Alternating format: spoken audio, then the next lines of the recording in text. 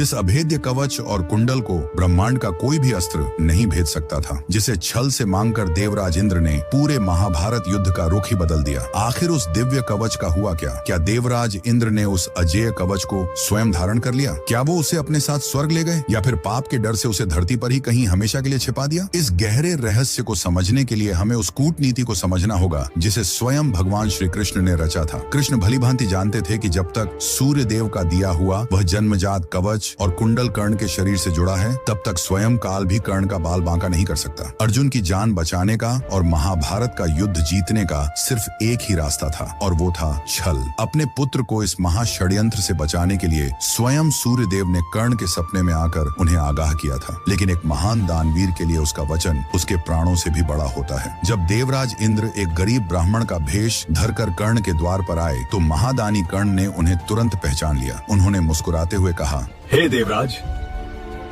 मैं जानता हूँ आप कौन हैं और आप यहाँ क्या लेने आए हैं, लेकिन आप भी ये जान लें कि कर्ण के द्वार से आज तक कोई खाली हाथ नहीं लौटा। बिना एक पल की हिचकिचाहट के कर्ण ने अपना खंजर उठाया और अपनी छाती से चिपके उस मांस को चीरकर वह रक्त से सना हुआ कवच और कुंडल इंद्र के हाथों में सौंप दिया। महाभारत के पन्नों में कर्ण का यह त्याग तो सुनहरे अक्षरों में दर्ज हो गया, लेकिन इसके बाद का सच एक गहरा राज बनकर दब गया। वेद व्यास जी के मूल महाभारत में केवल इतना बताया गया है कि इंद्र उस कवच को लेकर स्वर्ग लौट गए, लेकिन सदियों से चली आ रही लोक कथाओं और मान्यताओं की माने तो सच्चाई कुछ और ही है। कहते हैं कि छल से प्राप्त की गई वह पवित्र वस्तु कभी स्वर्ग में प्रवेश कर ही नहीं सकी। इंद्र उस दिव्य कवच के प्रचंड तेज और एक महादानी के साथ किए गए छल के बोझ को सहन नहीं कर पाए। मान्यता है कि मजबूर होकर इंद्र ने उस असीमित शक्तियों वाले खजाने को धरती पर ही समुद्र के किनारे एक एकांत स्थान पर छिपा दिया। आज भी यह गहरा विश्वास है कि उड़ीसा के